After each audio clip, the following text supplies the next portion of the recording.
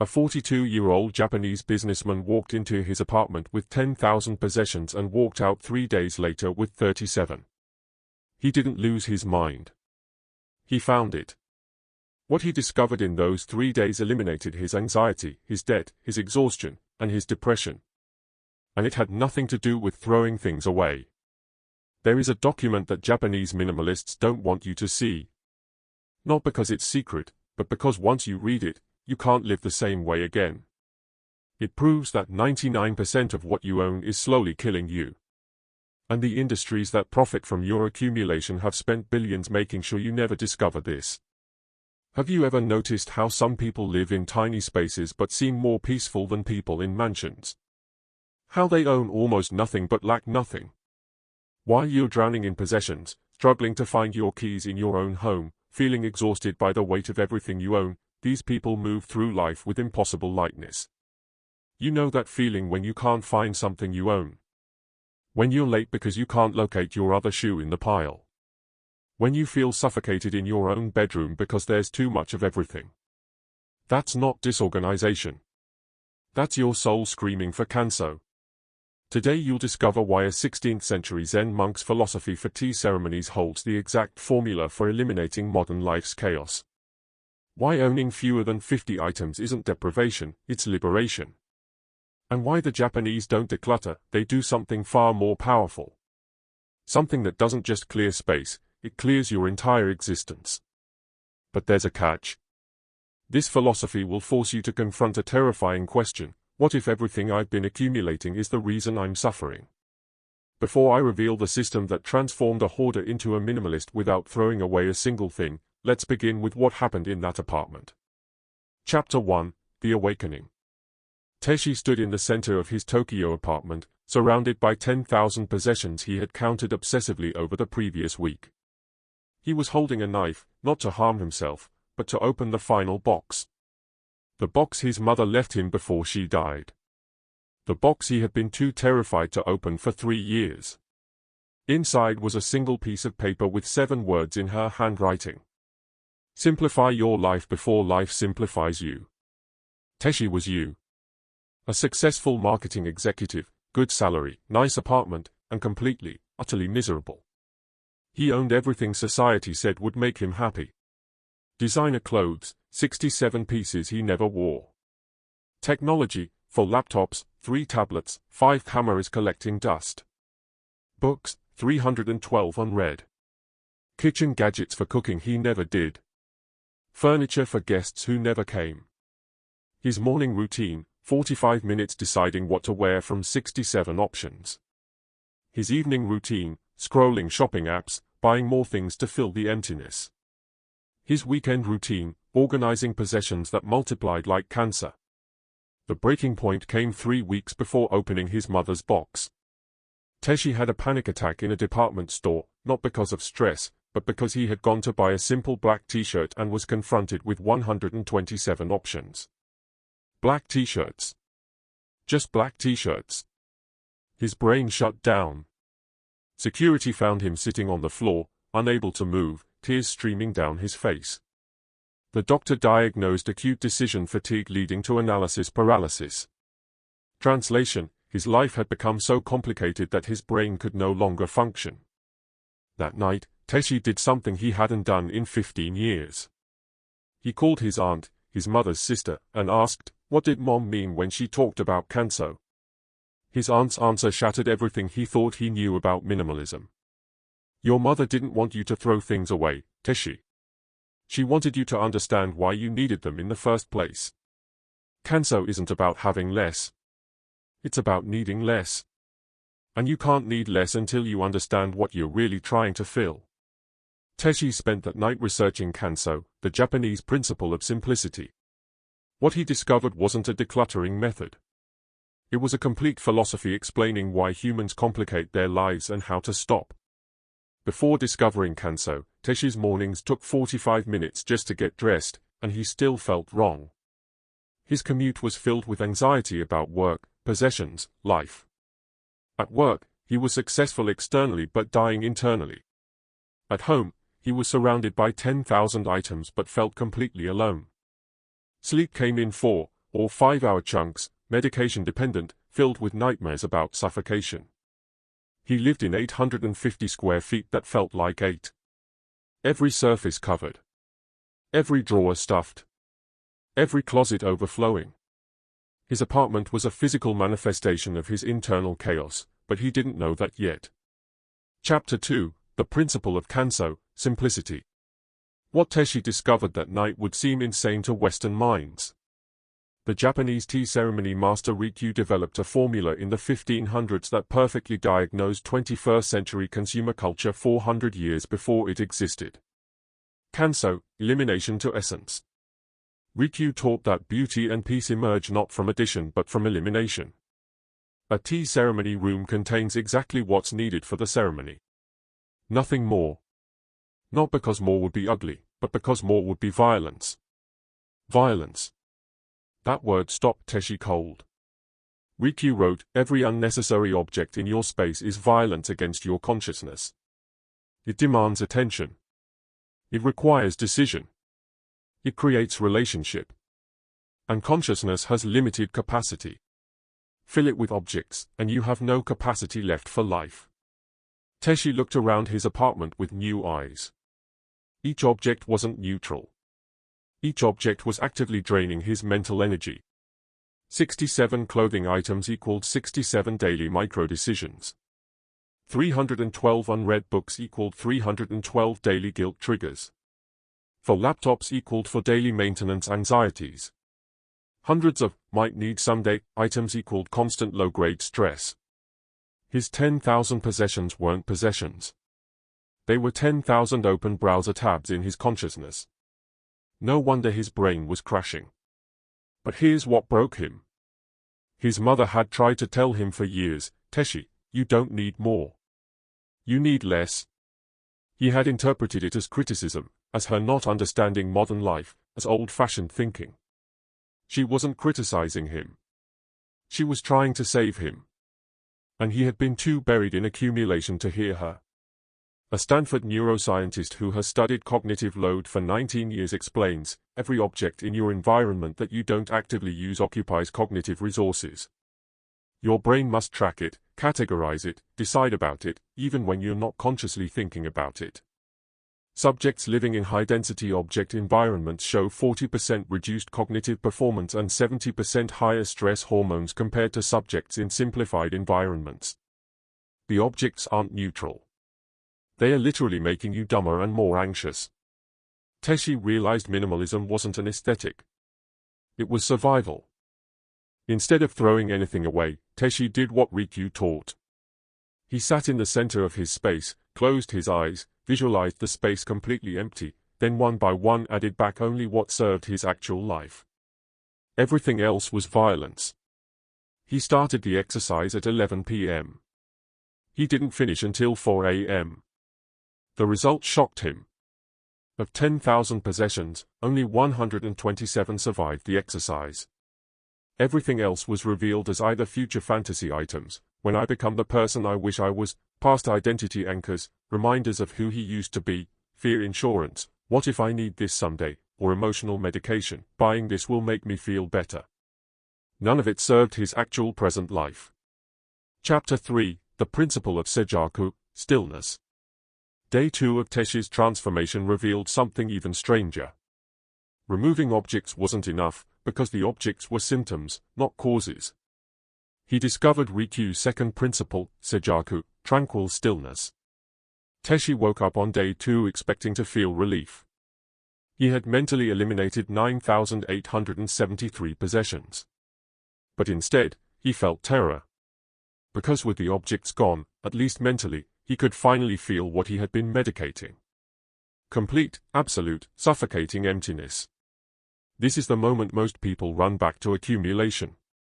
The moment you realize, I wasn't collecting things because I loved them. I was collecting things to avoid feeling this. Rikyu taught that Kanso, simplicity, must be followed by Seijaku, stillness, because simplicity reveals what you are hiding from. Most people can't handle what they find without the distraction of possessions, decisions, organizing, shopping, wanting. Teshi finally felt it. The thing he had been running from for 15 years. Grief. Unprocessed grief over his mother's death. Shame over prioritizing career over relationship. Regret for conversations never had. Terror of his own mortality. And beneath it all, the question he had been avoiding, what is my life actually for? Teshi sat on his floor and cried for 3 hours. Not gentle tears, but violent, body-shaking sobs. He cried for his mother. He cried for the 15 years he had wasted accumulating. He cried for the person he had become. He cried for the simplicity he had lost. Riku's teaching, sit with the emptiness. Don't fill it. Don't fix it. Don't medicate it. Just sit. The stillness will teach you what the objects were hiding. Day 2, Teshi sat in stillness. 6 a.m. to 7 a.m., sitting, breathing, feeling everything. 12:30 p.m. to 1 p.m., sitting, breathing, letting grief move through.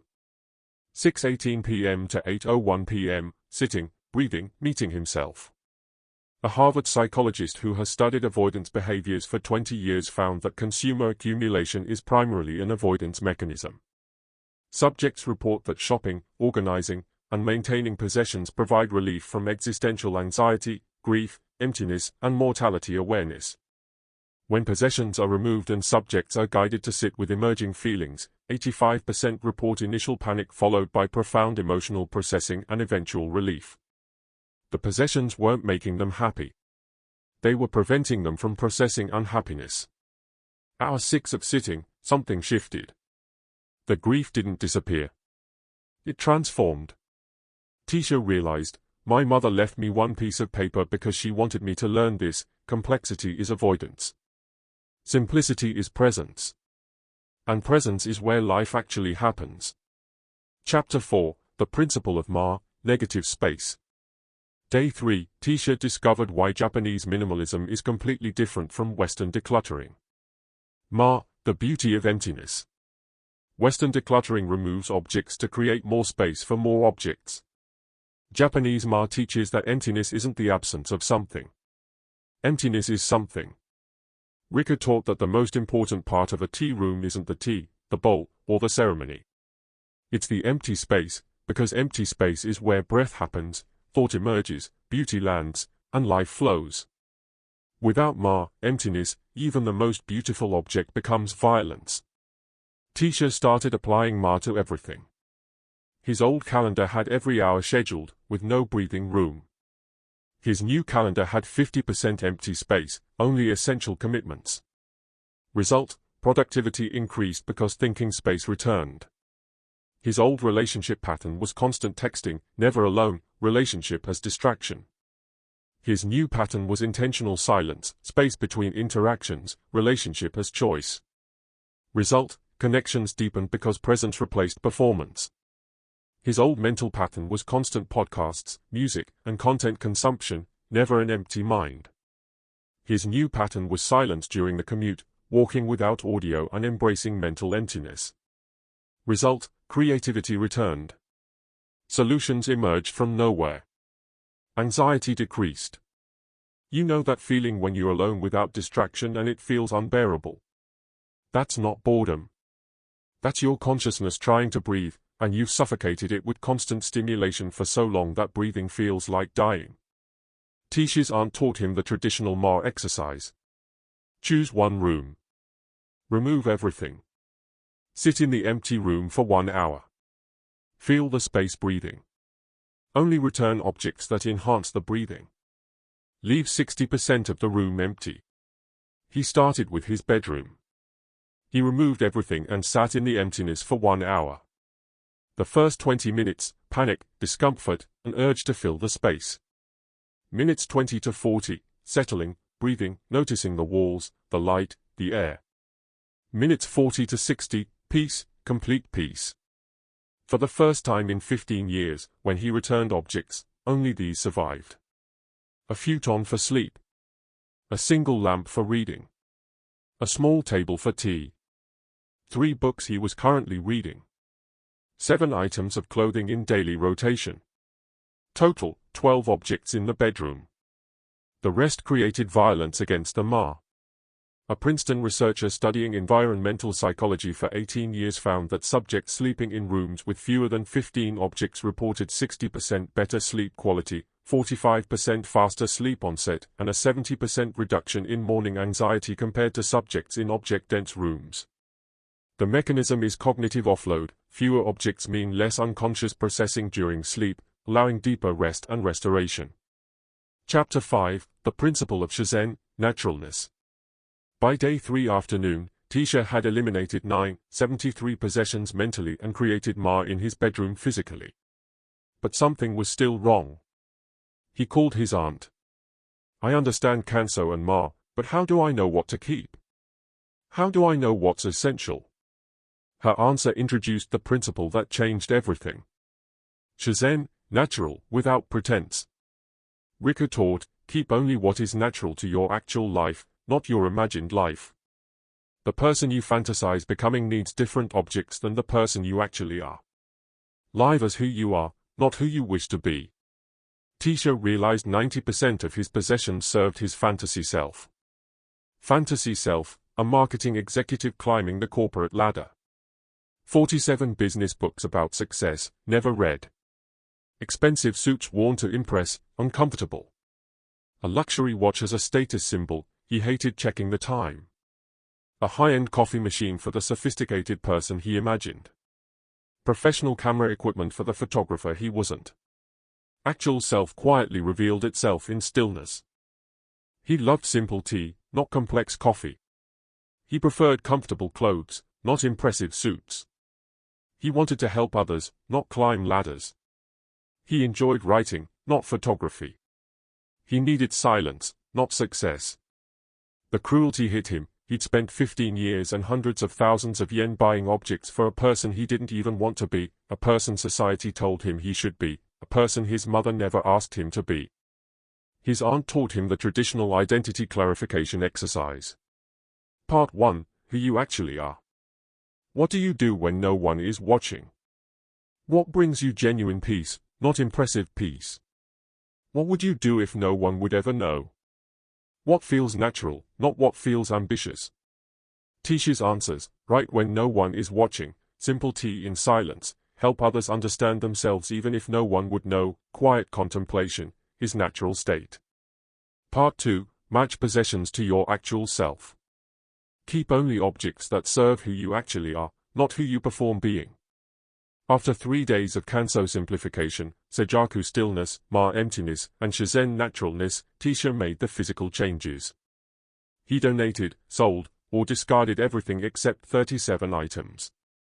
Clothing, 7 items, 3 comfortable shirts, 2 comfortable pants, 1 warm jacket, 1 pair of shoes. Living, 15 items, futon, small table, cushion, tea set, pot and cup, 3 bowls, 3 plates, chopsticks, lamp, notebook, pen. Technology, 3 items, laptop for work, phone for communication, a simple watch gifted by his mother.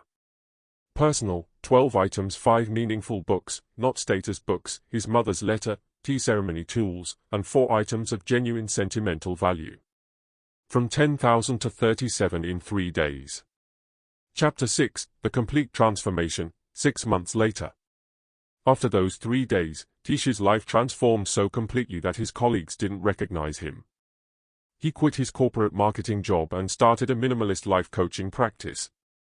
His income was 60% of what it had been, but his happiness was unmeasurably higher. He worked 25 hours per week instead of 65. His same 850 square foot apartment now felt like a mansion. Cleaning took 15 minutes a week instead of 6 hours. Monthly expenses were 120,000 yen instead of 380,000 yen. Savings rate, 60% instead of 15%. Internally, he slept 8 hours naturally, with no medication. His anxiety dropped 95%, from constant to occasional. Decision fatigue disappeared, he owned too little to agonize over. His life purpose became clear, helping others simplify. His connection to his mother became constant through a daily tea ceremony. The moment that proved the transformation, Tisha's father visited the apartment, looked around at the 37 items, and started crying. Your mother would be so proud. This is what she wanted, not the executive in the expensive apartment with 10,000 things and no peace. This? You? Here? Present. Tisha performed a tea ceremony for his father using his mother's tea set, the one item he kept that connected him to her, held in the emptiness of his simplified space, in the Sejaku stillness of the ceremony, practicing Shizen naturalness without pretense. He finally understood what his mother had been trying to teach him. Simplify your life before life simplifies you. Death is the ultimate simplification. You leave with nothing, but you can choose to live with nothing before death forces it. And in that choice, you find everything that actually matters. The 4 principles, working together. Kanso, simplicity, eliminate objects that create cognitive violence. Sejaku, stillness, sit with what the objects were hiding. Emptiness, create space for life to breathe and flow. Shizen, naturalness, keep only what serves your actual self. Tisha now teaches Japanese minimalism to people drowning in possessions. His opening question. How many of your possessions serve the life you're actually living, versus the life you're performing? Most people can't answer, because most people don't know the difference. Chapter 7, The Truth About Complexity. Here's what Tisha discovered that most people never understand. You don't accumulate objects because you love them. You accumulate objects because you're avoiding yourself. Every object represents an avoided emotion. Shopping equals medicating emptiness. Organizing equals controlling chaos. Collecting equals filling a void. Keeping, just in case, equals managing fear. Status purchases equal earning validation. Western consumer culture discovered the formula, keep people avoiding themselves, and they'll buy infinitely. Create products that promise to fix the emptiness while actually deepening it.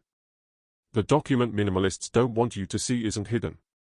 It's the Tao Te Ching, written 2,500 years ago, manifest plainness, embrace simplicity, reduce selfishness, have few desires. Laozi knew. Rika knew. Every wisdom tradition knew, complexity is suffering, simplicity is peace, but there's no profit in peace. Tisha calculated that 10,000 possessions cost him $4,500,000 to purchase over 15 years. 6 hours weekly to maintain them equals 4,680 hours total. An 850 square foot apartment at 3,000 yen per square foot equals 2,550,000 yen per year in rent for storage, plus immeasurable anxiety, decision fatigue, a lost relationship with his mother, and an unclear life purpose. Total cost, approximately 70 million yen over 15 years of his life. For what? Objects sitting in drawers he never opened.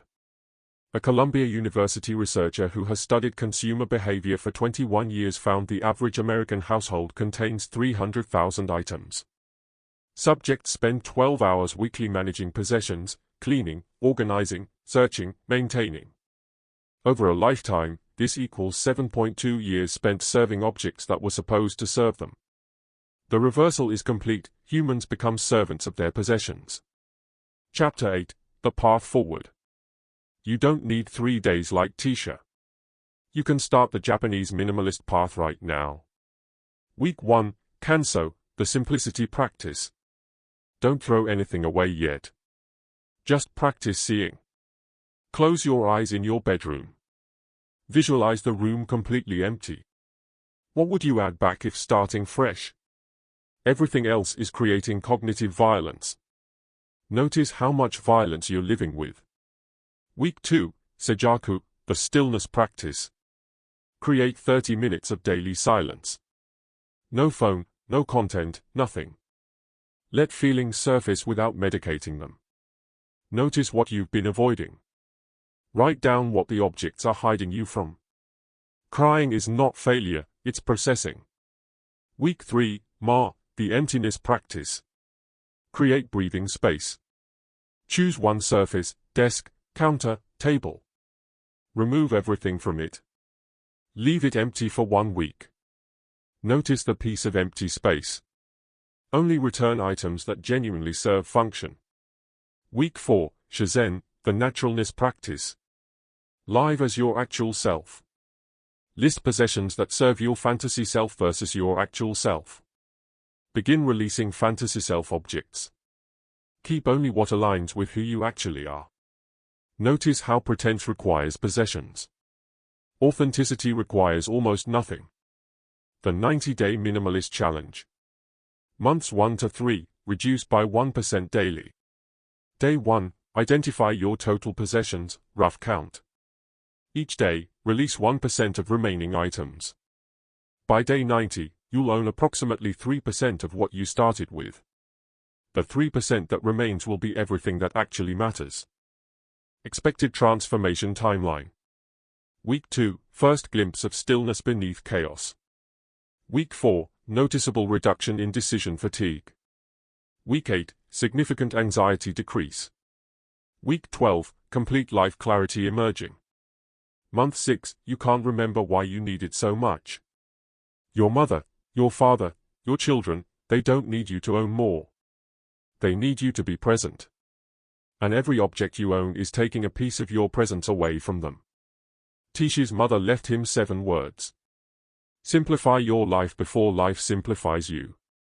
Death will simplify you, but you can choose simplification before death forces it. And in that choice, you reclaim your life. Rickard died by ritual suicide in 1591, ordered by a warlord who couldn't understand his teachings. His final act was to perform a tea ceremony with complete simplicity, then end his life with the same blade he used to cut bamboo for tea whisks. Why does this matter? Because Rickard demonstrated the ultimate teaching: life is a tea ceremony. You bring only what's essential. You create beauty through emptiness. You're present for each moment. And when it ends, you leave with nothing. You're already living this, whether you realize it or not. The question is, will you live it consciously through simplification, or unconsciously through accumulation, until death simplifies you? Tisha chose consciousness, 3 days, 4 principles, 37 items, complete life transformation. You don't need to throw everything away tomorrow. You just need to ask one question. What is this possession protecting me from feeling? Answer honestly. Sit with the feeling. Let the object go. Watch your life simplify. The transformation begins now.